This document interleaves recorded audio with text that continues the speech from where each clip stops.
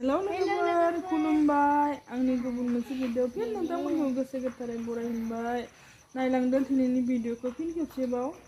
आरो आंनि चेनेलाव सोरबाफोर गोदान फैदोंब्ला अन्नानै लाइक शेयार आरो साबस्क्राइब खालाम चाउमिन बेखौ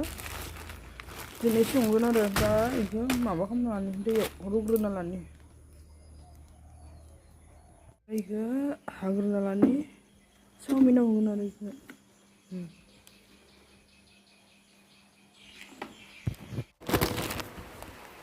दैया गोदौबाय दा बेयाव चाउमिनखौ होनोसै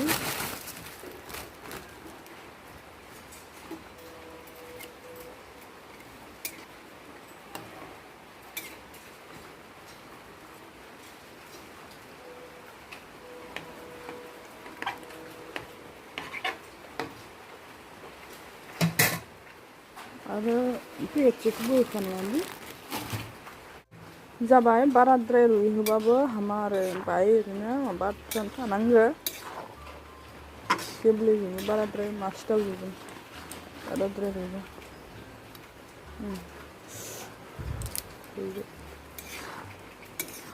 बेखौ खांना दोननोसै दा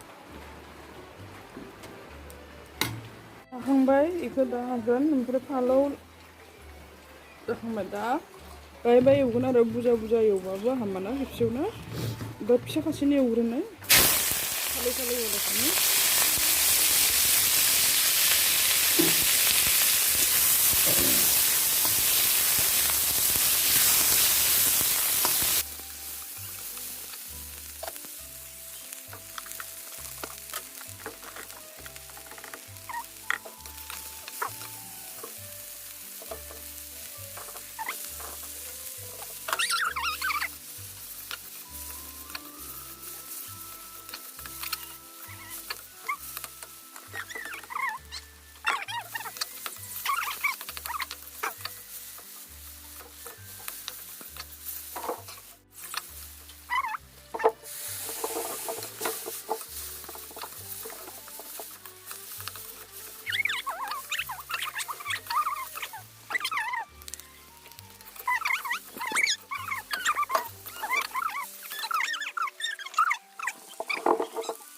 खेबनै संबावगोन आरो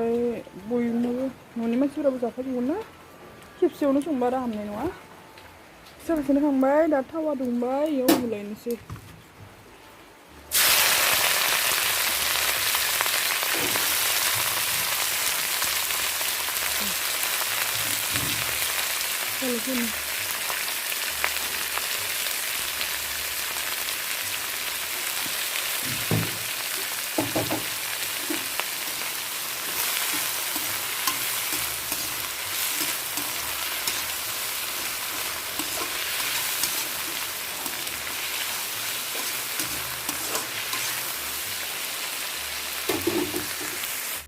गावनि आमोननिखाय रैखा गैया जाग्रोबाय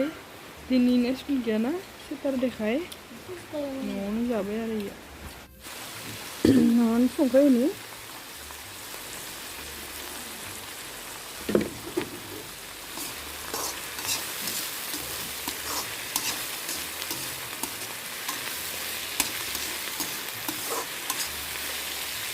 दा अनलाखौ मोनसे चाउमिनखौ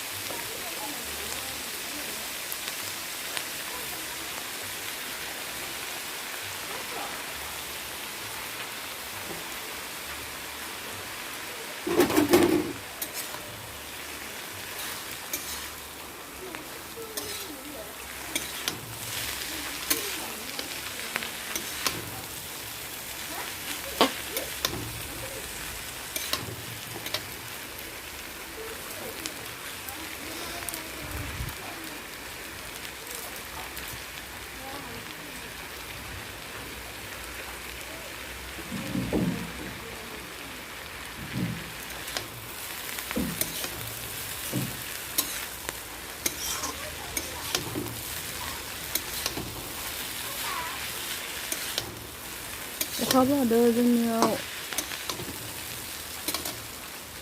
इमान गोसा हायाखै देखुन लासै लासै हाबाय थादों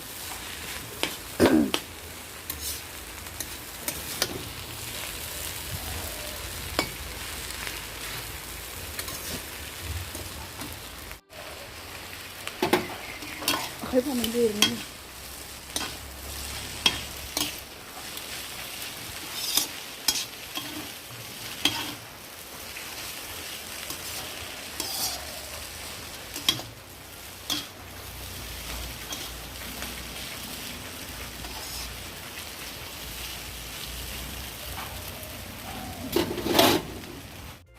एवनो सुदो सोया सस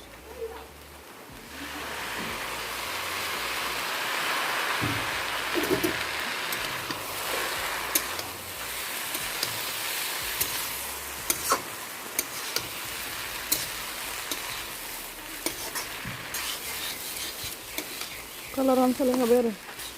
एवनाया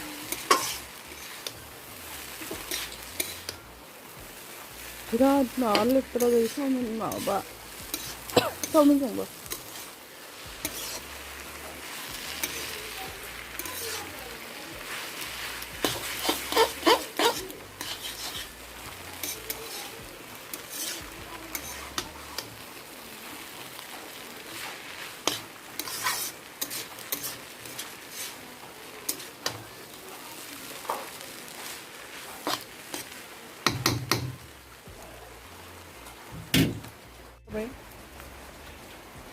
बाय बाय एवना दा आरो इखौ बेलेगखौ एवगोन आरो नै खुन्थिया जाबाय बाहाय जानानै बिब'खौ नेबाय थादोंमोन